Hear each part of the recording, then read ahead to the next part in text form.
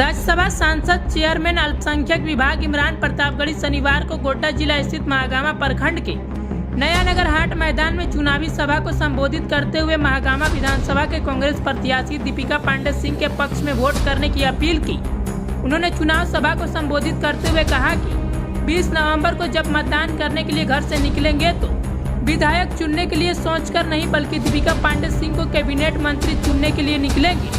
चूँकि आने वाली सरकार में कैबिनेट मंत्री चुनने जा रहे हैं। उन्होंने कहा कि यह विधानसभा चुनाव नहीं बल्कि संविधान को बचाने का चुनाव है।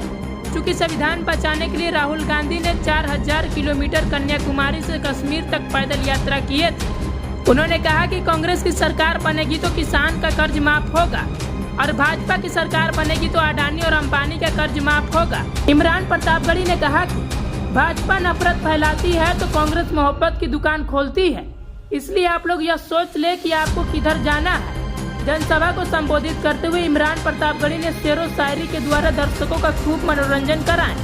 सभा को संबोधित करते हुए कांग्रेस प्रत्याशी दीपिका पांडे सिंह ने अपने विकास कार्यों को गिनाया और कहा कि महागामा को जिला के रूप में देखने का मौका मिलेगा। उन्होंने कहा कि महागामा डिग्री कॉलेज में पढ़ाई चालू हो गया है और ठाकुरगंगटी में भी बहुत जल्द डिग्री कॉलेज का निर्माण होगा ताकि यहाँ के बच्चों को उच्च शिक्षा के लिए बाहर जाना नहीं पड़ेगा। महागामा में 300 बेड का अस्पताल भवन निर्माण कार्य शुरू हो गया है। महागामा में मेडिकल कॉलेज का भी स्थापना होगी। इस मौके पर राज्यसभा सांसद इमरान प्रतापगढ़ी के पहुंचने पर दीपिका पांडे सिंह ने बुके देकर और शॉल ओढ़ाकर स्वागत की। जनसभा में हजारों की संख्या में लोग पहुंचे थे। भीड़ से कार्यक्रम स्थल खचाखच भरा पड़ा था। इस दौरान मंच पर कांग्रेस के कई नेता मौजूद थे।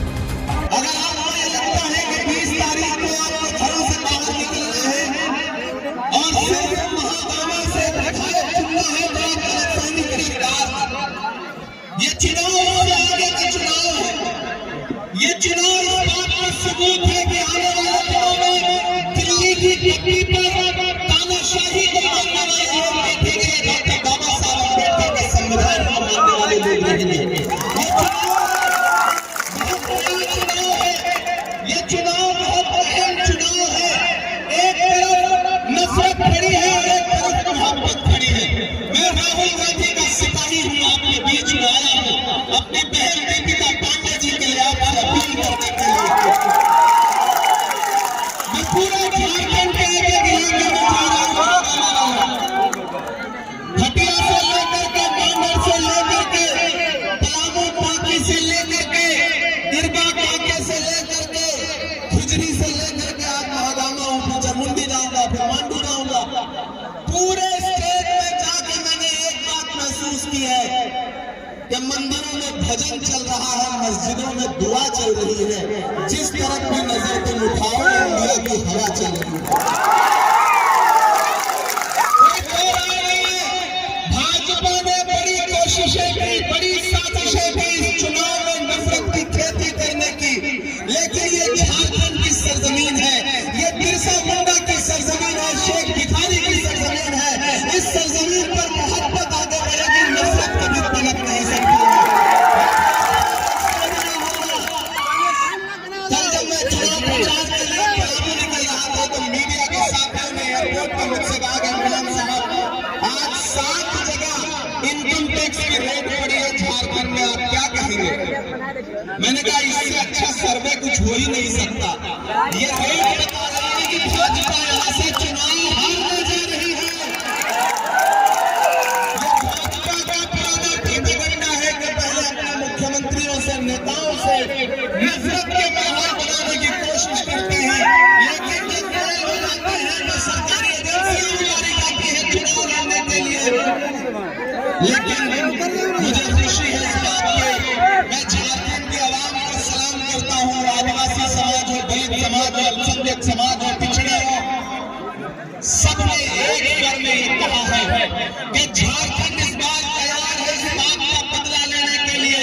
महागामा वालों याद करो, आपके मुख्यमंत्री को आदिवासी समाज के बेटे को जिसका नाम हेमंत सोरेन है, भाजपा वाले उसे बर्दाश्त नहीं कर पाए और सरकार ने उस आदमी को जेल की सलाखों के पीछे डाला, 5 महीने उसे जेल के अंदर रखा। लेकिन मैं सैल्यूट करूंगा हेमंत सोरेन साहब को और झारखंड के आदिवासी समाज को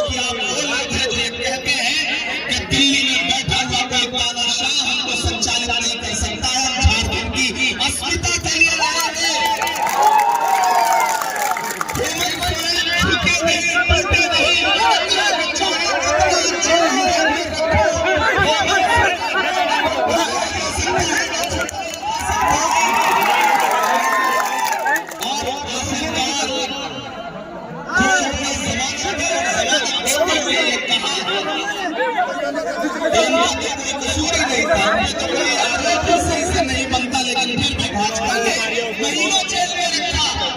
सोचिए भाजपा वाले जब मुख्यमंत्रियों के साथ ऐसा व्यवहार करते हैं, मैं बैग लेके जा रहा हूँ। सत्ता में आएंगे तो आम आदमी के साथ कैसा व्यवहार करेंगे। घुसपैठ किया। मैं तो यहाँ के सांसद से भी कहूँगा और असम के मुख्यमंत्री से भी कहूँगा कि मेरे हाथ में जो भारत का नक्शा है, इसमें आइए देखिए, ये है झारखंड। मैं चैलेंज करता हूँ, आइए डिबेट करिए, ये नक्शा लेके मैं बहस करने को तैयार हूँ। बताइए इस झारखंड की कौन सी सीमा है जो जाकर के किसी और देश को लगती है। ये नक्शा देखिए और मैं उनके समर्थकों से भी कहूंगा कि ये नक्शा देखिए, झारखंड की कोई भी सीमा किसी दूसरे देश से लगती ही नहीं है, जुड़ती ही नहीं है। ये झूठ कहाँ सोया है चौकीदार।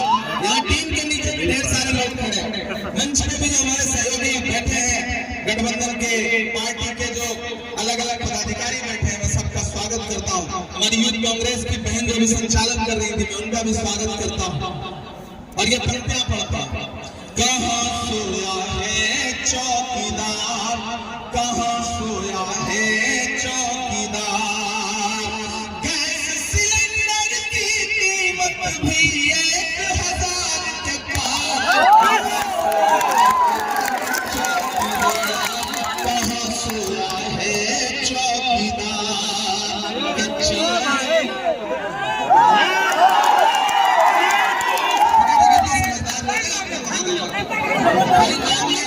चौकीदार कह रहा हूँ, फिर चाय कह रहा हूँ, मैं सैल्यूट करता हूँ, सैल्यूट करता हूँ कि चाय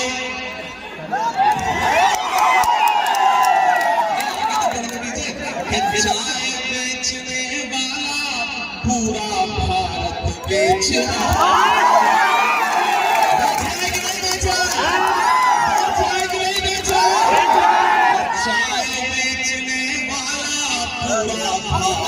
बेच रहा है, इसी काम में हासिल से महारत बेच रहा है। कि रेल बिक गई, तेल बिक गया, बिका हवाई अगली लाइन में ना एक नाम आएगा और वो नाम सच्चा लगे तो आपकी तालियों का शोर पूरे झारखंड में जाना चाहिए, दिल्ली तक जाना चाहिए। वो पढ़ता कि रेल बिक गई,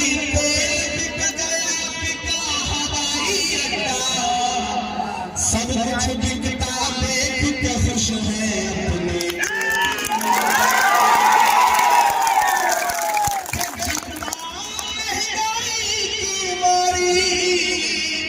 जनता महंगाई की मारी करती हाहाकार, कहाँ सोया है चौकीदार। दीपिका आपके लिए लड़ती है, विधायक रहते हुए भी लड़ी, मिनिस्टर रहते हुए भी लड़ी। मैंने देखा ये काम करती है, जब भी मैं देखता हूँ मुझे अशोक शर्मा का अक्षर याद आता है कि मैं तुम्हें अपने उसूलों की कसम देता हूँ, मुझको मजहब के तराजू में न तौला जाए, मैंने इंसान ही रहने की कसम खाई है, मुझको हिंदू या मुसलमान न समझा जाए।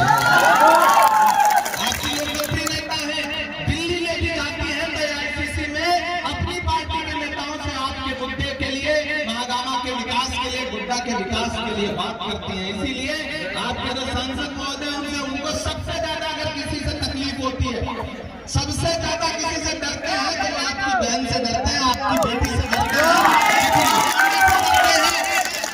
क्योंकि दीपिका उनके झूठ को बेनकाब करती रहती है।